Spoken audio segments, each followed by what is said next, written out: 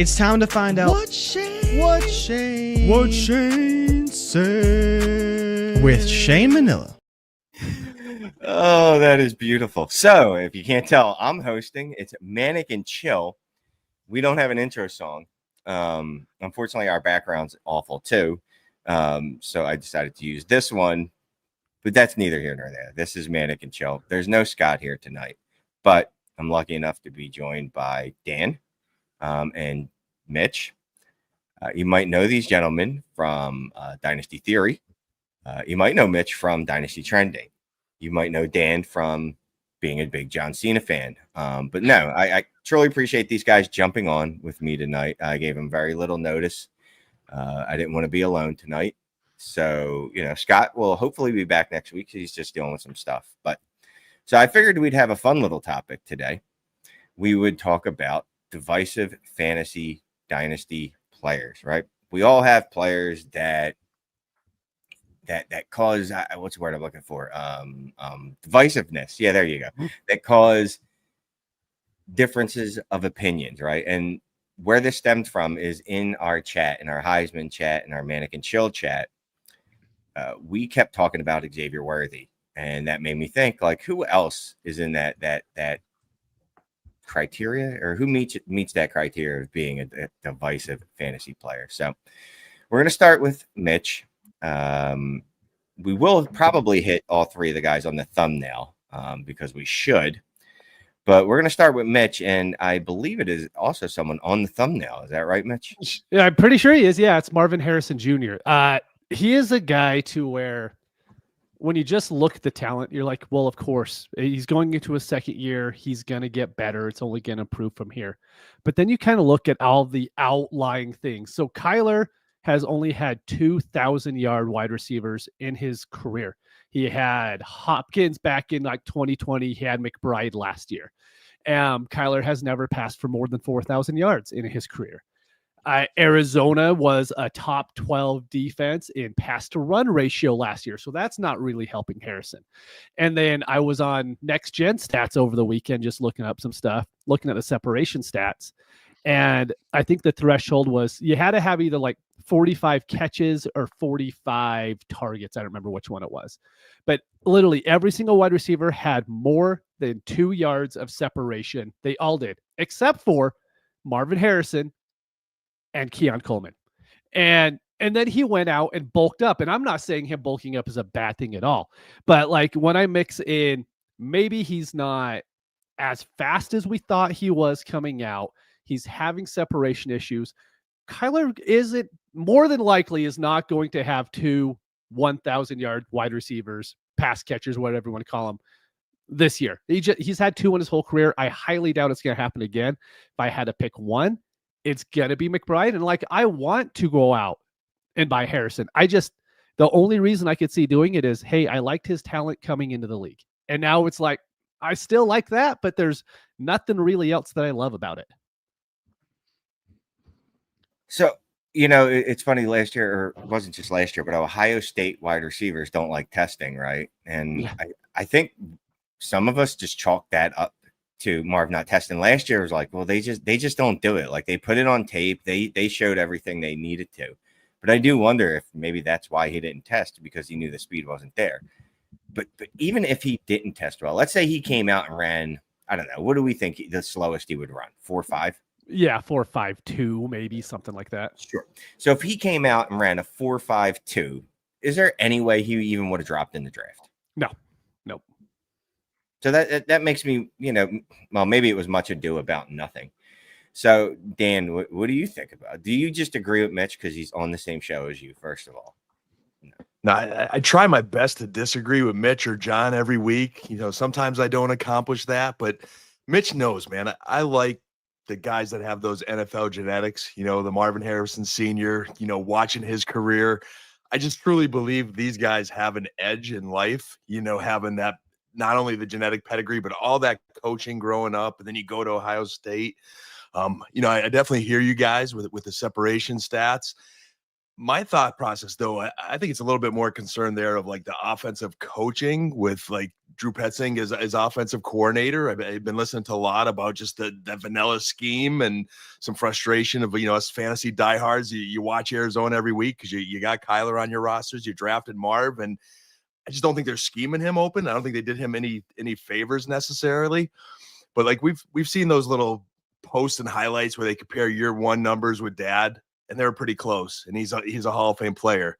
I think Mitch and I have agreed historically a bit on like we're not big Kyler guys. Obviously we like that running ability for fantasy, but there is some limitations there. But my take is I'm going to bet on talent. If we're going to go on that decisive, hey, which way are we going? If, ADP, it's time for Marv. I have no issues taking him. I think at some point the offense will play itself out. I do think him and Kyler probably put in this work this offseason to hopefully get him to that 1,000 yards, Mitch and Shane. I think he could get to the 1,000-yard mark there. I just think we'll be limited for the high ceiling stat breakout year 2 receiver that maybe we hope for a guy that was picked 4th overall because of some of those limitations with the offense. And I just have to mention this as I hear the thunder grumbling in the background. If I happen to lose power, sorry, nothing I can do about that. If I get struck by lightning, or not me, maybe the apartment complex. I don't know.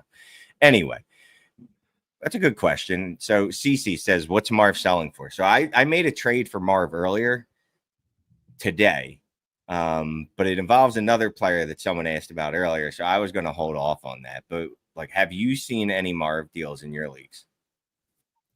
I haven't seen a lot because I think whoever has him is kind of in the whole sunk cost thing right now. They're like, well, hey, I spent the 102, 103 on him last year. I'm not going to move him for a mid 26, or if you're in 20, it's still doing the 25 drafts. It's going to take multiple picks to get him off. And I think if you have Marvin, and that's how I am on my teams. I don't want to go out and buy him at cost right now. But I'm also not selling him for any sort of discount on my teams, even though I just, laid out the reasons why he could not be great this upcoming season. So I just brought up Dynasty Daddy, looked up trades in 12 team, start 9, 10, or 11. Super flex, obviously, because that's all we play in. I mean, here you go. Marv Harrison in a 26 second, or Amon-Ra St. Brown. Take Amon-Ra every day. Okay. Then there's a bunch of package deals that I really don't want to get into. Here you go. Marv Harrison or Emeka Ibuka in a 27 first, 12 by 10. That's where I love Marv. Like I've Sun got a tier above in that previous trade. But once we get past that elite receivers that we all love in Dynasty, hey, that's when I start really betting on Marv. So I've just noticing, like using Dynasty Data, I did it for Shane says, looking up some trades too. There's some people that have rookie drafts still going on. Yeah, it's crazy. One of the deals was Marvin Harrison for the 101, which is Ashton Genty. No. So where are you at with that? Not even close. Yeah, that's Genty by a lot. Right. So more good news about Marv, right? So I checked out his Trinity score. If you don't know what the Trinity score is, it's a bunch of it's basically a usage stat for wide receivers, right? It incorporates target share, yak, some other stuff, right? Like a bunch of other stuff, right? It's really good. It's predictive. Marv's Trinity score last year was 6.58. That's low wide receiver 1 usage. Now, mind you, he happens to be on a team with a tight end whose Trinity score was 7.64, which is elite wide receiver 1 production. So I don't know. Like, is there any way that he can actually surpass Trey McBride? Because that seems to be the biggest impediment. I don't think there's any way personally. I do believe he could hit 1,000 yards. I think that is well in his wheelhouse. I just don't think 1,000 yards for what his price tag right now is enough. If you have him, next to Drake London, AJ Brown, Garrett Wilson, Ladd McConkey in that same area, 1,000 yards doesn't cut it when you're in that group of wide receivers. You need 1,000 yards and 8 touchdowns on top of that. So yeah. I also I went on StatHead and I just said, you know what? Let me look at Marv, right? His production, 11.6 fantasy points per game. Let me just look in a range and see what type of wide receiver, rookie seasons are that have been had for 11.6 fantasy points to 13 fantasy points, right? That's decent-ish range. You don't want to go too high, right? Just because you get more than 11 points doesn't put you in the Jamar Chase league. But 13 points I thought was fair. So over the last 10 years, these are the guys. It's Calvin Ridley, Zay Flowers, Garrett Wilson, Debo, Elijah Moore, Willie Snead, T. Higgins, Darius Slayton, Cooper Kupp, Christian Watson, DK Metcalf. I don't know if you guys noticed a trend, but the trend there I've noticed is there's not one elite guy in that bunch. Now, Cooper Kupp had one amazing Triple Crown season. So sure, you want to call him elite. He had 2 top 5 seasons, I think. So if you want to call him elite, fine. But everybody else on that list is, I wouldn't say just a guy, but like wide receiver 2s, wide receiver 3s. Yeah, Zay Flowers was the most exciting out of that bunch, and he's not in that elite tier. So you're right, Shane. Oh, that's divisive right there. Zay Flowers and excitement do not go together for me. I'm bullish on him a little bit, but I understand it. All right, Dan.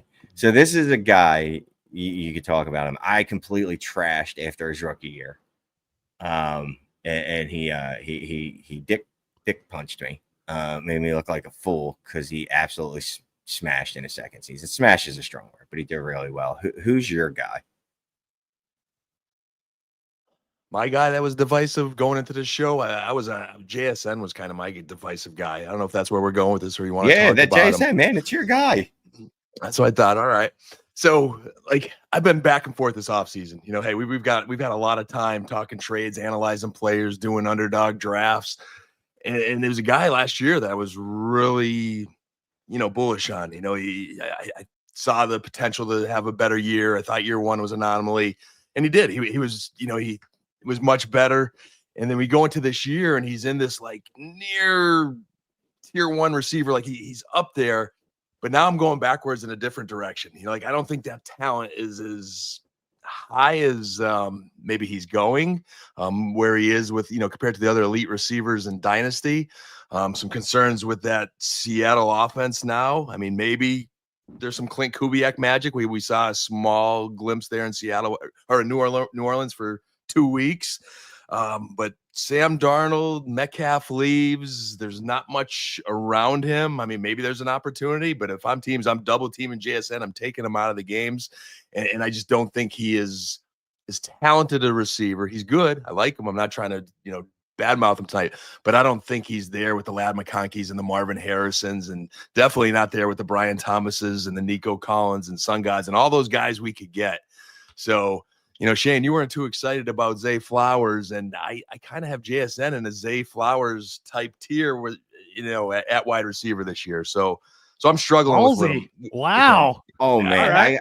I am just decisive with him. I'm sorry. I got to go look this up. This is bad radio, but I got to look up Zay Flowers because he scored more than 13 fantasy points this season yet? No. If you combine him, his 2 seasons, he's a 25 point per game player, which would be amazing. But no, 12.3, 12.9. I just feel like he's capped. Like, I know we're talking about JSN, but whatever. If I can rip on a player, I will, because I want to see the comments when people call me an idiot. But what's his upside? Like, we're talking about like not talent. I don't know. I'm not smart enough to figure that out. But like from a target share perspective, sure, it could be high. But like, are they going to throw enough to make that so that he could even be ever elite? It's definitely in question. Like, he's 40 points away from JSN last year, total points, missed a couple games. I'm just thinking, hey, if he has that one season, in camp this year, they said, boy, he looks uncoverable. Lamar MVP season, Derrick Henry, maybe that cliff's eventually going to come. I'm just thinking he could close the gap with JSN a little bit, just for as high as people are on JSN. I would just rather draft someone else and then maybe get Zay a round or 2 later and just be content at wide receiver. So then basically you think, and I'm not putting words in your mouth, but I kind of am. You think basically last year is JSN's ceiling, wide receiver 12, 14.9 points per game. I mean, hey, the good news is DK Metcalf's out of town, right? And he's expected to be their number 1 receiver. But who else really is there in Seattle? I don't see it getting much higher for JSN. How can it not be though? You just laid out why it could be. The only other person they have there of any note is Cooper Kupp. And Cooper Kupp, I won't say he's washed because I've been burned by that before, but he did not look particularly good at football to end the season. Yeah, the wheels seem to be a little gone in Cooper Kupp. Hey, he's healthy. Maybe he comes out has some production early. We'll see. I know they signed MVS. There's hopes at tight end with Elijah Arroyo, see what kind of role he could step into. I think it's an offense that plans on running the ball a lot more with Kenneth Walker and Zach Charbonnet. So I'm seeing this a little more of a run-first offense. Let's not put too much on Sam Darnold's shoulders. I don't think Sam Darnold could repeat that Minnesota magic there without Coach O'Connell, calling the plays. So I'm just skeptical. Again, I want a guy that could blossom to be that elite number one receiver, and I'm not sure JSN could quite be that. I think he's good. I don't mind him on my teams, but again, the topic tonight's show is divisive wide receivers. I don't know why I'm struggling with that word, but so decisive, divisive. It's all the same. I should not have used the word divisive. Like I should have used a word that me and you could have actually pronounced, because the 3 or 4 times that we've tried to say it, it has not gone well. We should just let Mitch say that. My issue with JSN is it's not even an issue. It's not that I think he's this extreme elite talent. You know what I mean? But at the same time, he's a very good wide receiver, in my opinion. I think he can prove that over last season. And like you said, they don't have anybody else. And as much as, teams are going to double team, like Dan, we know from DFS, teams don't really double team a guy like JSN. They just don't really do it. They might shadow with their best cornerback, would be about the best they do. But he had 140 targets last season. If he stays healthy, like if I was doing projections again this year, I would project him probably to really close to the same. Like, I just think his outcome, worst case, is a wide receiver 2. I think he was wide receiver 17 last year, points per game wise, if I remember. I just think that's what he is. He's a good, 15 to 20 locked in wide receiver with probably not top 10 upside, but at least maybe top 15 upside. And I think that's kind of hard to find with what you're having to pay for him right now. I can't believe I'm the JSN defender. I didn't see this happening a year ago. And you're right. He was the wide receiver 17 last year. I misspoke earlier. I said low end wide receiver 1. He's the wide receiver 12 in KTC. I did notes for the show, and I don't understand my own notes, which is spot on for me. So it was the wide receiver 17. I just throw random numbers at you, right? 14.9 points per game, 24% target share. That's with DK Metcalf there. Like I could see him, and I'm not going to go crazy and be like, oh, he'll get a 32% target share. But there's no reason he can't get like a 28% target share. But you think with Sam Darnold under center that they're just not going to throw as much. They're going to lean on the run more. Lean on the run more. And he had 1,130 yards and 6 touchdowns. I just don't see that elevating too much. Again, will they keep peppering him and try to, he's their guy? Yeah. I just think he's capped at what we saw last season. All right. And I got to throw out the Trinity score because I am a shill. And if you have you are not a member of what do you call it? DD Fantasy Football. There you go. We all have promo codes. There should be one in the link in the description, except that I probably didn't put it in there, but I hope it's in there. Get you half off the first month. You get access to the War tool, the Trinity tool, which was updated, upgraded, and it is awesome. And you get access to the Discord, including the Heisman voice chat. Yeah, so I'm just going to bring this up. Keegan, Jason is giving me G. Wilson vibes. We'll stay at that tier and situations pretty similar. O-line worse in Seattle. I mean, he's already, I got to look up G. Will before I actually say this, but I think he's already outproduced Garrett Wilson. Am I wrong? Am I making that up? We'll find out shortly. We're in a bad state. I think that's the poor Garrett Wilson problem there. Yeah, he's already, look, I know it's a tenth of a point, right? 14. I was like, if he did, it was barely. They were close. It counts. He's technically, I'm not lying when I say that he's outproduced G-Dub. And G-Dub had to do that on what was his target share last year? It was something ridiculous. No, it wasn't. It was only 26%. No, it wasn't, I think. No, it wasn't. Yeah, Wasn't I think Jason's was just the same. JSN's Trinity score 6.52, right around that low end wide receiver 1. So yeah, he could be a low end wide receiver 1. Zach Linton brings up a good point. Kupp is old, but he could eat up some targets. I mean, he's going to have to, because I don't know who their. Do you know who their wide receiver 3 is? MVS, right? Well, Unless you're a Jake Bobo believer. I didn't know MVS was on that roster, bro. Yeah. And the only thing it is weird. I can't believe we're still talking about MVS. He's been recycled for so long with different teams in fantasy, but he was a Clint Kubiak guy in New Orleans. Like, remember they signed him late because New Orleans didn't have any wide receivers, and he actually had some dynasty value late last year of MVS for a little bit. So I think they see him in that role. Oh my goodness, how did I know that? Yeah, they got Ricky White, they got Torrey Horton, they got my dude Elijah Arroyo. So they're gonna run those 2 tight end sets with Fant, Arroyo, and then they're gonna have Kupp and JSN on the field. Arroyo will be the deep threat. Like that. That's the lid lifter. Just looking at some JSN trades on Dynasty Daddy. Here you go.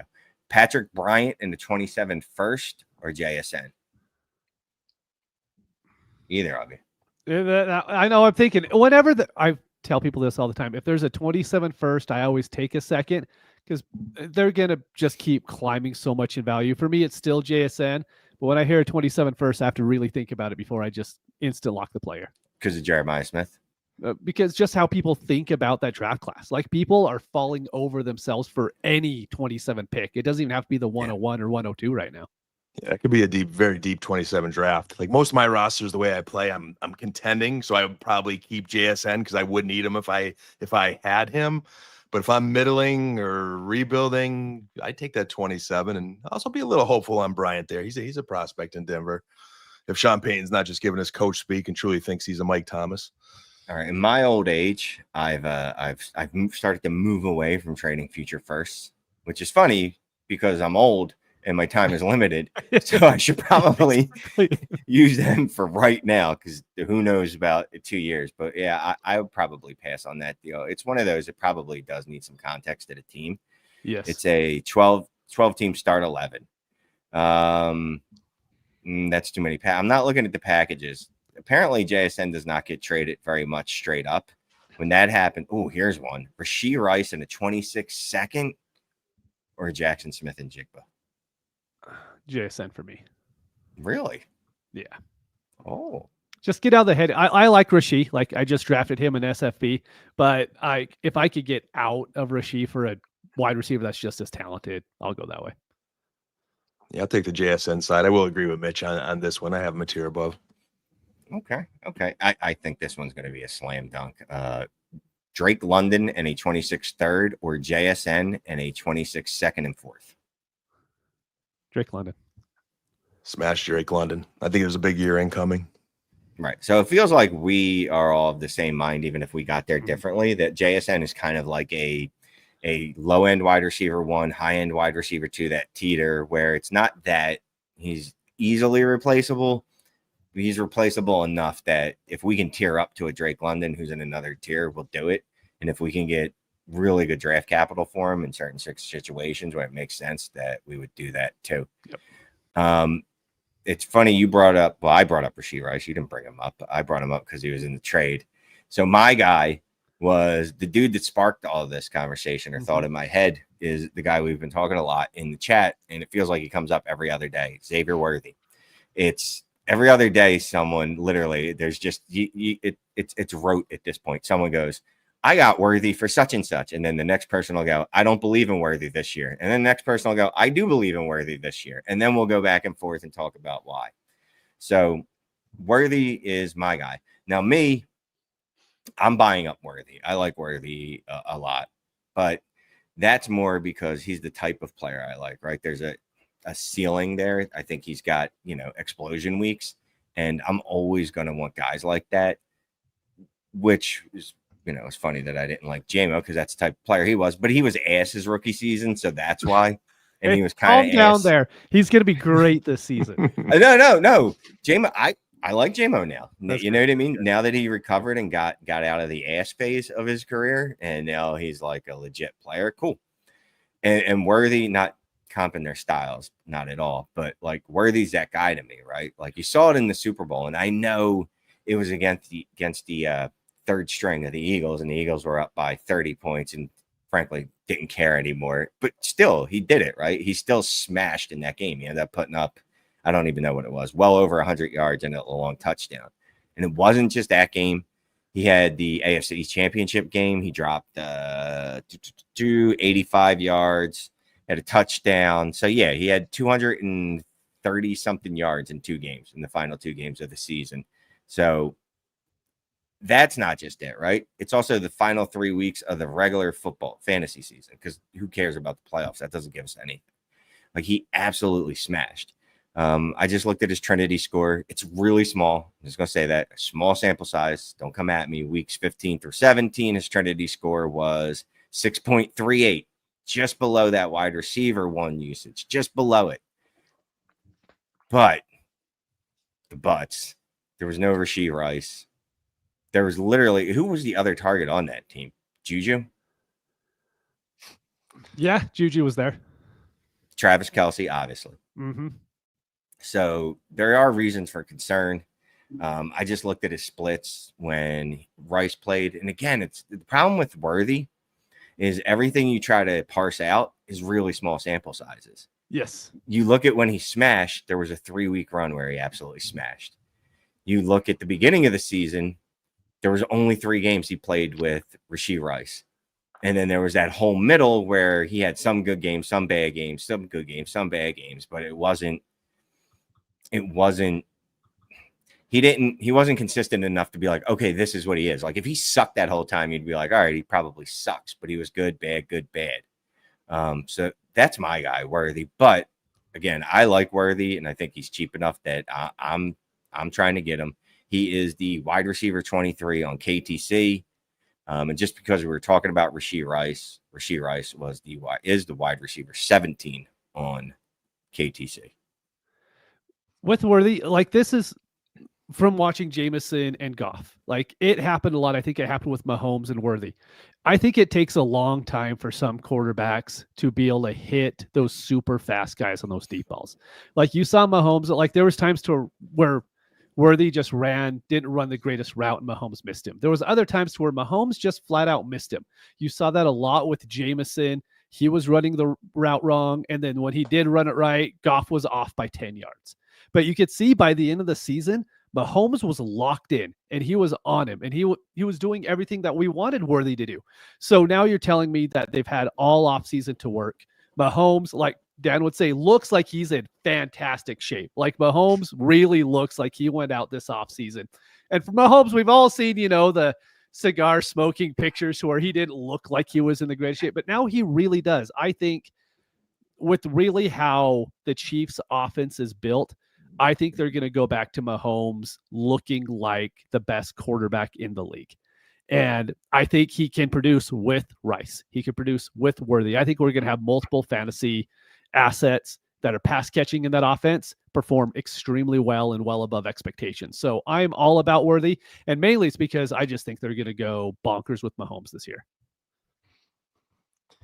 Bet your gut is really intriguing here. And I think, hey, Shane, I'm going to get this word right, divisive. When I think of fantasy football and the Kansas City Chiefs passing offense, Worthy definitely fits that. And really all these receivers do. Rashee Rice, Hollywood Brown, Kelce on his last legs here.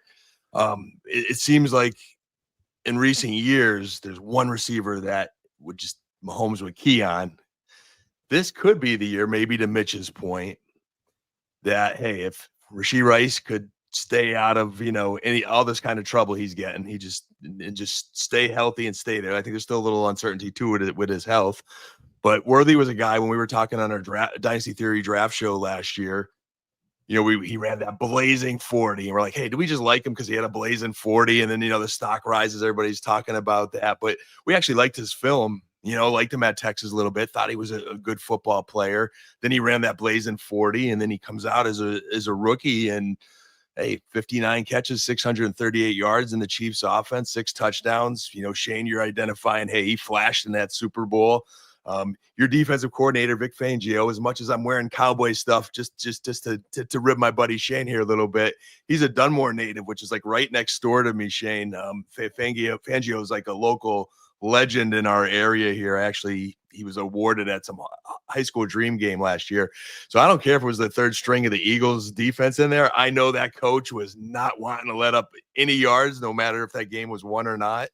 But Worthy did flash. So again, now how is it going to look this year? Do these guys all stay healthy? Does that Kansas City offense, with we know one of the best passers ever, really take off? It definitely could. And I think maybe the only thing I would add, Mitch, is, you're talking about these receivers coming to their own, Mahomes being in shape.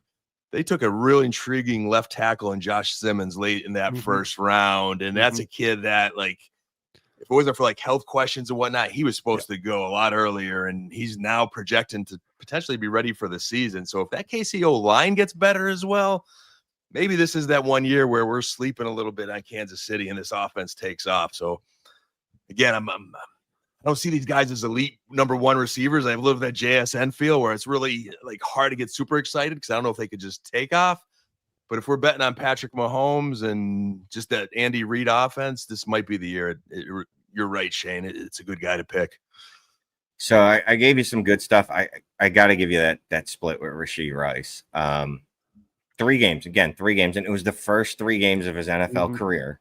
So I don't want to go crazy with it, but the numbers are what they are. My dude had a 12.3% target share. 12.3. That's bad.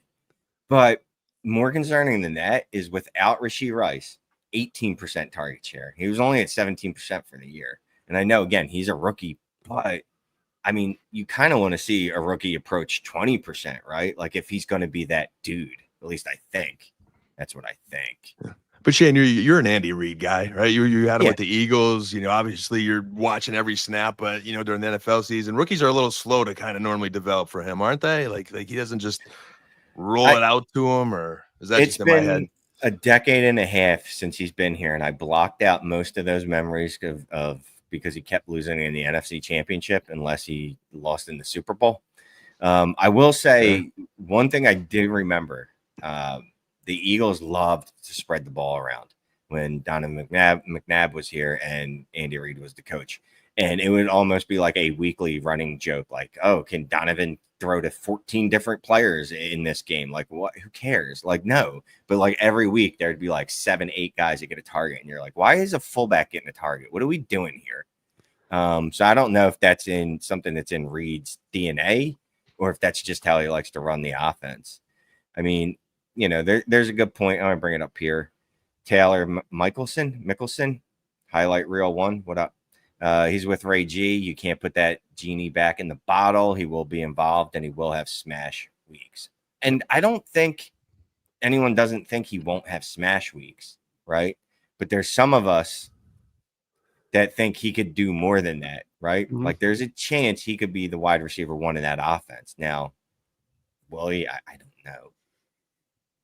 And I would say that Rashee Rice's KTC ranking, the fact that he's only a little above him kind of shows me that the community's kind of split on that. Like they don't know which one's which. Yeah, I think a lot of that it's just Rice's off the field issues. I really think if Rice, didn't have any of that coming back, I think he'd be a little bit more above Worthy. But there's just some people who won't have Rice on their teams. And I mean, that's fine. That's completely okay way to play Dynasty. But I think that's kind of why with KTC, it's hard because you can only pick 1, 2, and 3. And if you're cutting Rice because you're like, well, I don't want him on my team, it's just a little bit different than any elite guy. If you have Nico Collins on there, I think anybody's cutting him. So here you go. Frank Joseph, give me Adams over Worthy. I said what I said. I'm going to assume that's Devontae Adams, yeah, right? I'm going to hope so. That's Devontae Adams. What about you guys taking Adams over Worthy? No, even on a contending team to where like, hey, Adams is going to help push me over the top. I don't think Adams is giving me that much more than Worthy. And then I have maybe 2 years? Was that what we decided, Dan? Probably 2 more years with Adams.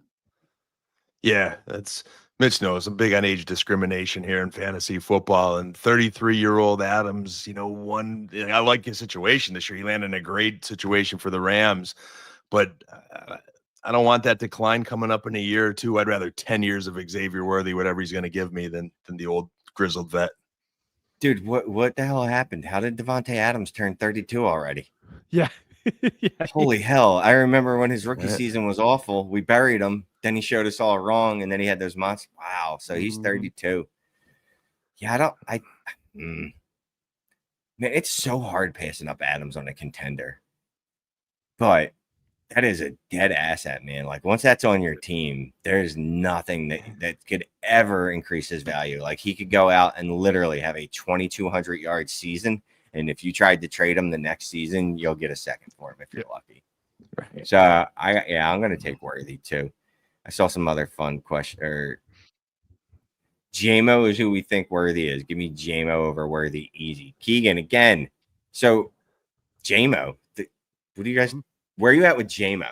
There you go. Where are you at with JMO? No, Mitch, when I said he was ass as a rookie, you got a little upset at me. So, no, it's fine. I understand, because he had like 2 years. He was terrible, to be honest. Like, his first 2 years weren't great. So here's my thing with the Lions. I think the offensive line is going to be worse. So I don't think they're going to be able to be as run heavy as they were before. Who knows if the offense as a whole is going to be as good? It's probably not without Ben Johnson. So they probably will have to pass more, because they're just not going to be as good as what they were previously. The only holdback is I do think they're going to have a top five defense again, as long as like every single player doesn't get injured. They were like one of the best defenses in the league for like the first 12 weeks of last year. And so it made it pretty easy for them to run the ball. But if you're just going to ask me, I think Jameson's going to have a bigger year, because I don't think they really have a wide receiver 3. I think that Tesla draft pick was absolutely horrendous. Laporte is great, but I think Jameson's going to have a really good year. But it's hard because you could see Laporte getting 6 targets, Amon-Ra gets 12, Gibbs gets 5, and then Jameson gets the 6 or 7 that's left over, and that's it. That's a ceiling. Like, unless Amon-Ra gets hurt, I just can't see him ever turning into a 10, 11, 12 target a game guy. He's another. Go ahead, Shane. No, you go. No, I was just gonna say he's another one of those guys that I do worry about him keeping his head on straight. And I don't know if there was smoke, there's fire with those rumors of Detroit trying to trade him around. I think it was draft time or whatever. It's like he comes off this big season. Why are they trying to trade him? Are they a little bit worried too about him just staying on the right path? And again, this is a team right now that you lose Ben Johnson. The interior O-line does have some questions. I see him leaning more on Jahmyr Gibbs. I think Laporta came on stronger late in the season, so hopefully there's a little bit of a bounce back throughout the entire season for Sam Laporta. Definitely like JMO's talent. Loved him at Bama. I have him ahead of Worthy because I just think he's a better overall talent. He does have that more wide receiver 1 upside, so I'm higher on him. But I do get nervous with JMO, just with the off the field stuff and a little bit of the situation if Jared Goff has to get a little happy feet in the middle there. Look, man, if JMO just continues the exact same ascension, because that's how it works, right? Like, you just keep doing the same. It doesn't stop. It's only up. So he had a 9% target share in his second year, and a 18% target share last year. So guess what he's going to have next year? 27%. Hey, that's math right there. Live. That's good. Overtake. It's probably not even right. It's my math. He's definitely going to overtake Amon-Ra. Definitely. I actually, again, it's funny. Like, I hated JSN after his rookie year. I buried JMO. I like JMO, but again, he's not a guy. I don't think he's got anything close to wide receiver 1 upside. Yeah. Like, he's. See, I take Worthy over him. I feel like Worthy's more complete than him, but JMO did except for trying to throw last year. That didn't go well, but he did develop. Like, it felt like he developed into a real wide receiver, not just like a dude that they're like, all right, run deep. Like that's what it felt like last year. Another player that people keep bringing up in the chat, and I actually had on my list, and it's kind of fun because I'm going to find the one question so we can bring him up. But it's Rome Odunze. Here you go. Who do you think ends up being the focal point of this Bears offense? Odunze or Burden? Completely leaves out DJ Moore. He's done with DJ Moore. He's definitely been Austin Perillo has definitely been listening to Ray talk about DJ Moore, just dogging it last year. If you had to put money on it, who you got? I mean, You can't be Burden, can it? I'd be worried about Burden with just the coach speak and that injury early on not being available. Again, coach by trade here. The best ability is availability, and he hasn't been that so far. And I don't think Ben Johnson has to be in a hurry to develop him when you do have DJ Moore, who I think will probably have some excitement with the new coaching staff and the direction of that team. I think there's a little more juice in him, but I think I've really just grown on him throughout this offseason and just think he's going to take a jump this season. I think Rome's going to be that wide receiver one, that team. And I like Colson Loveland before Burden as well. Burden, like you said, the availability thing, right? Like he got injured in rookie minicamp or whatever they call it. I always get confused. Like we used to call it minicamp, I guess, whatever. It was that rookie activities, whatever it was. Dude was hurt, and then he didn't he didn't practice at the last full team one. Like I have a hard time. And it went back to college, right? Injuries. I have a hard time seeing how he's gonna, like you said, he can't get on the field. How are you gonna overtake anyone? Like you can't overtake me if you can't get on the field. Yeah, big Diaz. What up, Diaz? He's not practicing. Someone said Loveland. Oh, Josh. What's up, Josh? Josh says Loveland was injured too. So I mean, can it be anyone but Rome? I think it it's can be Rome. DJ Moore, right? The crazy thing with Rome is he is valued like extremely close to the guys we were just talking about, Jameson, Williams, and Xavier Worthy. And I think Rome, like, given the opportunity, and if Caleb is actually a good quarterback, he has like legit wide receiver, top 5 upside talent wise in the NFL. Like the dude is talented as all get out. Like last season was last season because that whole team was a disaster. Maybe Ben Johnson fixes it. Maybe Caleb really turns it on. But like, if I was going to make a bet on one guy that we've talked about so far, it'd be Rome Odunze, especially at his price point, because his price point is just, it's so low for how talented that guy is. 19.2% target share. That's impressive considering he shared the field with 2 of the hoggiest target hogs in the history of target hogdom in Keenan Allen and DJ Moore. What's a little less impressive is his expected fantasy points per game was 13.7 points per game, and my dude scored 8.5. 8, yeah. That's a pretty stark like gap. You know me, look, maybe you don't know me. I'm like, if a rookie wide receiver doesn't hit certain thresholds, I'm usually out. I am usually out, regardless of whatever excuse you give them, whatever, the reasoning behind it. Now, there's been a couple over the last couple of years that have really burned me on that, JSN being one, and then JMO too, really. But I still kind of lean that way, right? Like maybe I'm too binary, but it feels like if something happens 70, 75, 80% of the time, like I want to lean that way. Like he was getting targets but didn't produce. So why? Was it just that the offense sucked? Well, was it? Yeah. Sorry, I was just saying real quick. Was it him? Was it Caleb? Was it how he was being used in the offense? Was it the offensive line? Like, I don't know. That thing was such a train wreck last year. I have no idea. I think some of it is, so I'm playing DraftKings last year, and I was a big Caleb guy to start with, so I'm really curious watching the Bears offense. And then late in the year, I'm like, all right, Rome's got to break out, right? So I keep playing Rome and DraftKings, and of course being let down every week that I did have him in a lineup because he didn't really pan out. But I'm watching those games, and 2 things that stood out. One, the O-line was deplorable. It really just wasn't a well-coached team. And then there was like a Keenan Allen reliance. Like he was like a safety blanket for Caleb Williams. And, and then you're on the sidelines, you see Keenan Allen taking that leadership role, coaching everyone up. Well, Keenan Allen's gone. The team invested a ton in that O-line. And then you bring in Ben Johnson. Like, to me, there's something brewing here. And, a lot of the fantasy industry people that I respect out there, one of them is Matt Harmon, because he just does wide receivers for a living, and he's breaking down those receiver stats, and he's like, hey, he's not bad, he's good. Like there's some good, I think, some stats there. And when I watched the games, he didn't look terrible by any means. That offense was just a hot mess. Yeah, and again, I try to just be like, this is what always happens, or this is what happens 80% of the time, so this is what you should do. But I do lean more towards Shane Waldron was terrible. Yeah.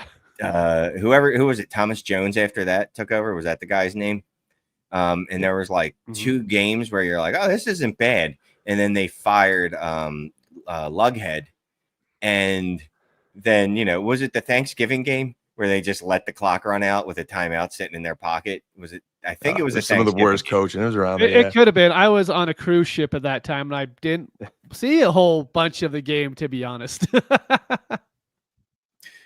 Tony Perez, when Caleb had to throw on the run under pressure off his back foot, he's going to be scattershot with accuracy and sail some balls. And then That's just Caleb. To that point, Hillbillies, what up, bruh? Caleb, worst completion percentage in the league on throws of 15 yards or more. But again, I don't like. I almost feel like last year's just a do-over. Like Caleb's not even on this list. Not one of us even mentioned Caleb, which I thought was funny because his rookie season wasn't great. It wasn't as bad as people make it sound like. It definitely wasn't great. Like, let me go look here. He had 15.3 points per game. He outscored Drake May, and Drake May's the QB7 in Dynasty. Caleb's the QB10. I don't understand how Drake May got up. He was the QB6 the other day, by the way. He was the QB6. He's getting steamed up. It's crazy. What happened? How's Drake May the QB7? What did I miss? I'm We're like gonna have a to talk Drake about May that. guy, and I can't figure out why he is so high. Like, I love what they've done around him. I love the coaching staff.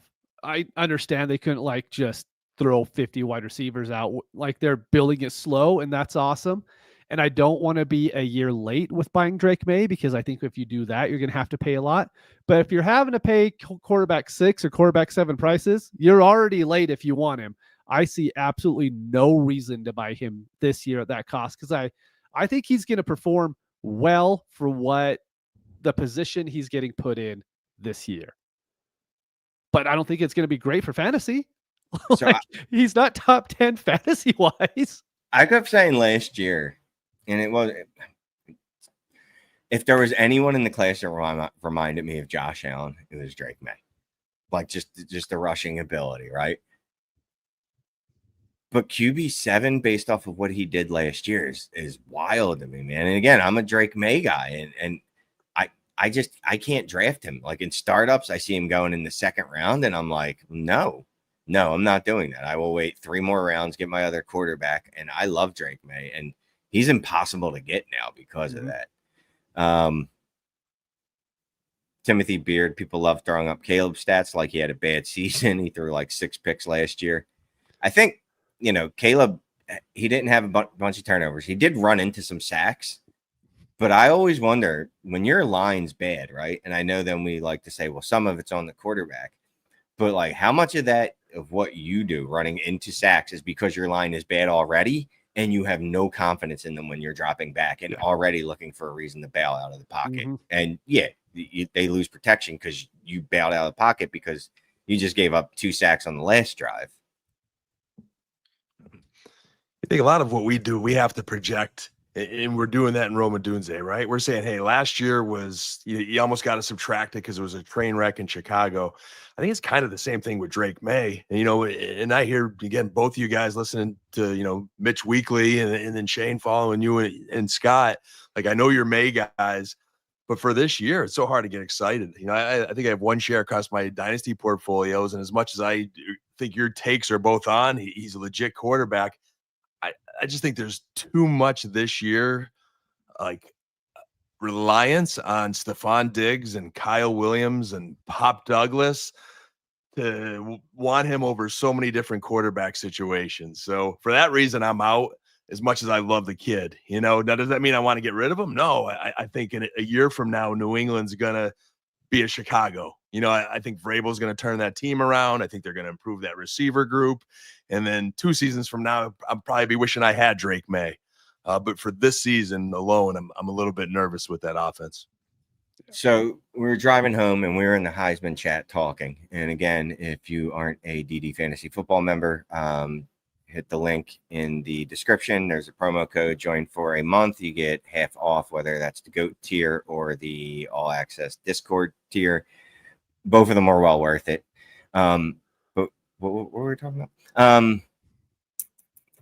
Drake May. So I noticed we were talking about quarterbacks, and someone mentioned that he was QB6, and I said, absolutely no way. And I brought up KTC. I pulled over to the side of the road, pulled up KTC, and I saw that he was. And then just the entire ride home after that was us going, okay, what can we trade Drake May for? Can we get a first in Baker?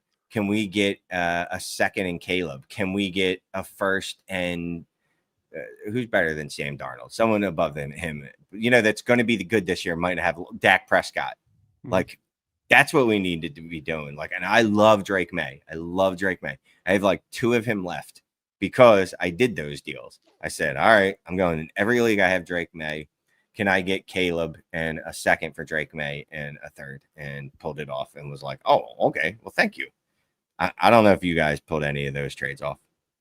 I haven't, but like, I agree. If you could go down to a Brock Purdy and get really anything added, you're going to be money ahead this year. You just are. Yeah. And like I said, I love Drake May, but he is not quarterback 6. And we do this in Dynasty so often. We see that young guy, gives us a little bit of hope, and he just gets steamed up all off season. And then he's CJ Stroud, who's quarterback 2. And you're like, that's a pocket passer who is probably never going to finish quarterback 2 fantasy points wise in his life. It's probably just not going to happen. But we as a community will steam those guys up like no other. And so, like, I don't think there's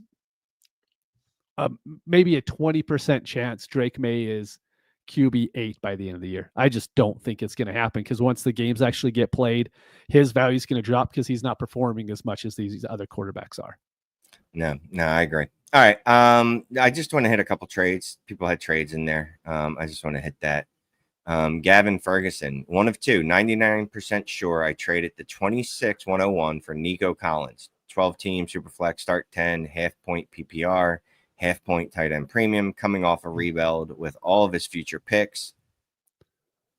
2 of 2. And then after this, he did note the 101 was not his, to be clear. He shorts the 101, but it's not his. And his team is Daniels, May, Dak, Shador, Hampton, Hendo, Harvey. Someone like this rookie class. Swift, CD. Now he has Nico, Rome. I'm just talking about Rome. Golden, Quentin Johnston, Kirk. His tight ends are Jake Ferguson, Pitts, Kmet, and Disley. Again, the deal was basically the 101 for Nico Collins. How are we feeling about that? 26-101. I would honestly feel better if I liked the tight ends a little bit more. Like, I would do that trade. Like, I think Nico's worth more than the 101, but more than likely when that 101 is actually on the clock, it's going to be worth more than what Nico is. And so it's one of those, is this going to make me a top 3 team in the league?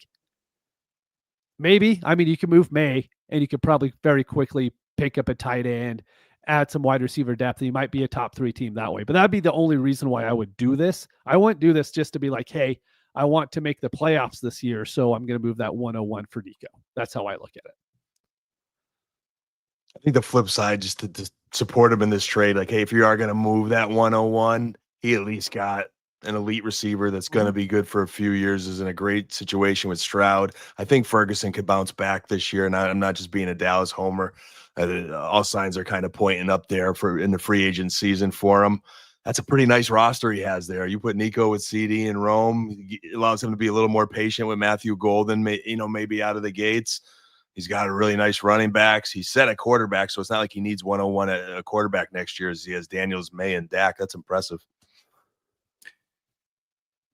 I hate trading. Like Mitch's point, man, that 101 is so powerful. Yeah, I'd rather the 101, but if he's looking to win the money this year, I want to make your listeners feel good, Shane.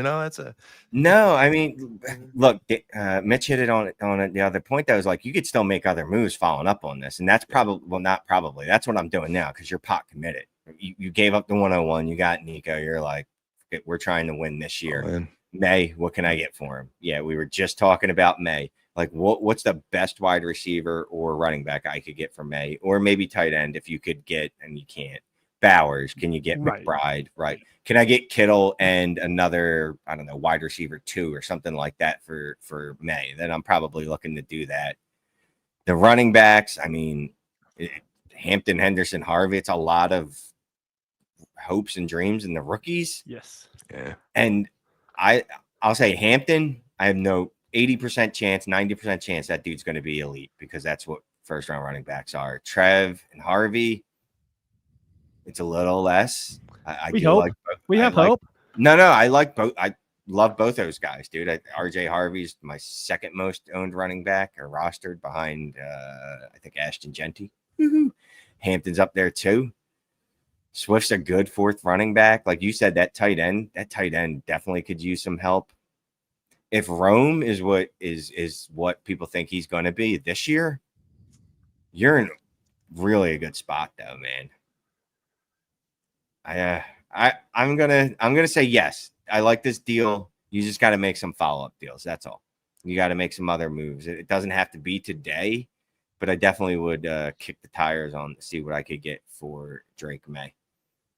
There was someone that we didn't get to talk about, but we'll talk about him now. Is Barkley on this list? He was. I put him on my list. We didn't get to him because I talked too much. Coming off a great running back fantasy season and so many touches, he had damn near 487 touches, I believe. Will he produce the top 6 running back numbers again? Don't forget the Madden curse. Would you trade Saquon for Bucky Irving? What would you need added and what side to do that deal? So Bucky Irving straight up for Saquon. No way. Yeah, man, it's killing me. On the show with Shane, I've got to talk about like Eagles love here. I'm gonna have to like sanitize myself after, but he's 28. I think Barkley's again, he's built different like no other running back. Sometimes we start getting a little nervous at 28 for a running back age, but I think Barkley's kind of like that Derrick Henry. He's just built different. I think he's going to be good at age 29, 30, 31. You know, the only thing you're worrying about is health, but guy's in great shape. And he's another one where I think he just came from a very bad situation in New York. I mean, Shane, you could probably speak to it better than anybody else. It doesn't look like your O-line's slowing down anytime soon. Like that O-line still looks pretty strong this year. So you get a great running back with a great O-line and they could pass. It's not like, you know, teams could just stack the box because then I think they beat you with A.J. Brown and, you know, Devontae Smith. If I remember correctly, Jordan Mailata, can't even pronounce the Eagles' last names correctly, was an all-pro. Lane Johnson wasn't, or he was. I don't know. But between Lane Johnson and Jordan Mailata, you have 2 of the top 3 players at their position, at the tackle positions. The center made the Pro Bowl in his second year or his first year at center. I forget his second year. I think it was his first year at center, excuse me, because first year playing center, he was a guard the year before. Like your only weak spot was a guy you drafted in the 3rd last 2 years ago to be a starter last year, but he got injured and Mekhi Becton took his job.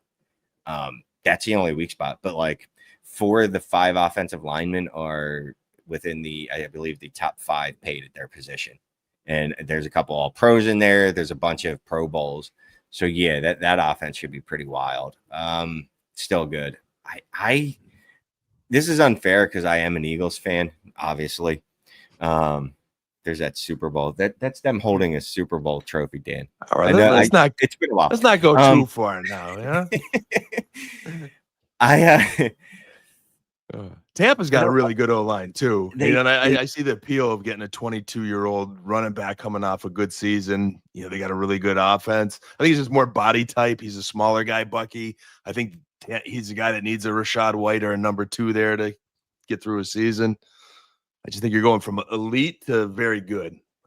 And I'm not a Bucky guy. I just want to color it with that. I don't want anyone thinking that there isn't some biases here wearing a Phillies hat. So yeah, I'm just going to hold on to Saquon. I would just hold on to Saquon. If, you know, Mike Martin said he'd probably want a second on top of Barkley. So if it's second and Bucky, is that enough for Barkley? I still rather the elite guy. For me, I think it depends. If I'm an extreme contender, I'll go Barkley. But like I've watched, he was out golfing with Bryson DeChambeau. And I mean, I think Saquon, like he said, he is a guy who I could see him walk away next year. I could see the Eagles go back to the Super Bowl and Barkley's just like, you know what? I'm good.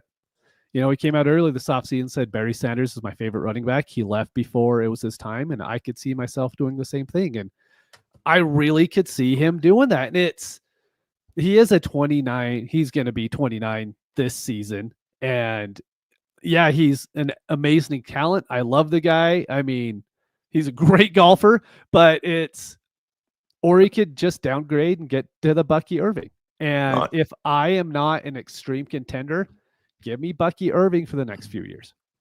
I'm throwing the challenge flag on my co-host there. Like spreading this, he might retire early stuff. Like he brought it up. I didn't bring it Barry Sanders. He's the most humble, nicest guy in the world. Again, this show is totally backfired tonight because I'm praising Eagles left and right here. But like, he's not going anywhere. Like he is just. He was the one that said it. It wasn't me saying it. He is a specimen. He's just being humble. He did say it. He is riding this success wave. He also signed an extension, like not to rip up your current contract. The actual, like, we're adding 2 more years to your deal. We're giving you more money. And giving you lots of money. Yeah. I'm still padding those. He's padding those Hall of Fame stats. And all right. One last trade, I promise. I'm sorry, guys. I'm keeping you long. I'm a terrible person, not really good at hosting, but I appreciate both of you coming on. 14 by 10 Superflex tiered PPR. 0.5 point for running backs, 1 for wide receivers, 1.5 for tight ends. He's got Allen Mahomes, running back, Hampton, Caleb, RJ, a bunch of rookie backups, Nico, Neighbors. Yep. Never mind. Cash me out. I don't see the second half of that question, so it's gone. You should take the trade. I think you should do it. It's a good offer. So if we missed any of your deals or you have deals, think about joining. Go hit join the members. You can join myself and Ty this Friday on the Dynasty Deal Show. Scott, again, hopefully we'll be back the following Friday. Not usually, every Friday. It's the 3 of us. And we get to your questions live on air for the members. So I want to thank Mitch and thank Dan very much. If people don't know you, where can they find you? At DynoMC on Twitter. On X, I hardly ever post anything on it anymore. So if you really want Dynasty advice, join the ddfantasy.com. Go to the website, join up, get in the Discord. We are all in there every day answering trade questions. It's literally what we do. Yeah, man. Appreciate you having us on tonight, Shane. You know, Coach Dan Dynasty on the X, and then every Monday night with Mitch and John on Dynasty Theory, our podcast. And you'll also see me in Philly with Shane at Scott Fishbowl, man. Shane, I look forward to being there live with you. We're going to have a blast. Yeah, that's I forgot. So on the 20th, I think it is, right? Next Sunday? Right, following Sunday? Up. Yeah, come hang out. I think you have to buy a ticket. I'm not sure. I bought a ticket. I'm pretty sure you have to buy a ticket. Real quick, Austin Perillo. I'm sorry, dude. I couldn't find your trade. Put it in the comments. I do check all the comments. I found it real quick. It was a smash. I traded Ken Walker, Tua, and 2 second-round picks for May and Rome.